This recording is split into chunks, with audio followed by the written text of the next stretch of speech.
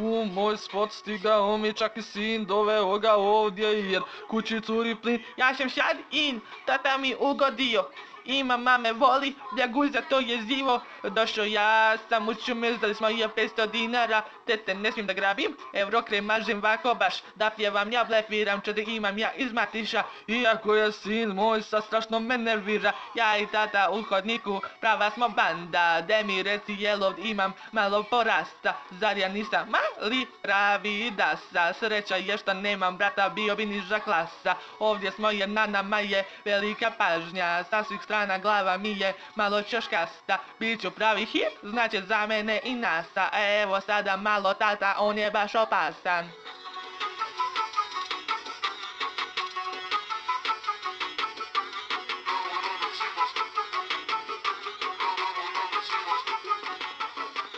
Moj mali zabavan ko Mr. Bean, kupim mu Nutellu da se malo bahati. Ja sam ti sin, a si me napravio.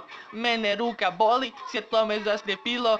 Ponekad sam ja pekmez, glas mi kuću razara. Unuk ja sam babin, ona me hrani algama, ala ih ja preživam. Tata će me smečira, nema sina mi u kadru, to me sada nervira. Tata bacio je metke, pištolj mu prazan. Obojici glava nam je pravo četvrtasta. Ja sam čale gladan, hoću malo ananasa. Tata me čapi oko vrata pa me samo baca. Kad je tata ljut ovim mene ganja. Spot je za mene čak previše masan, al baš me briga, ja sam sada važan. Scena nam je baš bahata, sad sve se talasa. Tata, ajde da završimo, stvarno sam gladan. Ovdje se izđuskamo, prizor nam krasan. Igraju sad svi, baš velika je masa. Unajmio je moj tata jer on je prava faca. Ovako i po kući hodamo vazda. Kada metak dole pade i scena zasta. Malo mrmljam ja, nisam baš svima jasan. Klepit ćete moj tata, sad je kaj ti to znaš.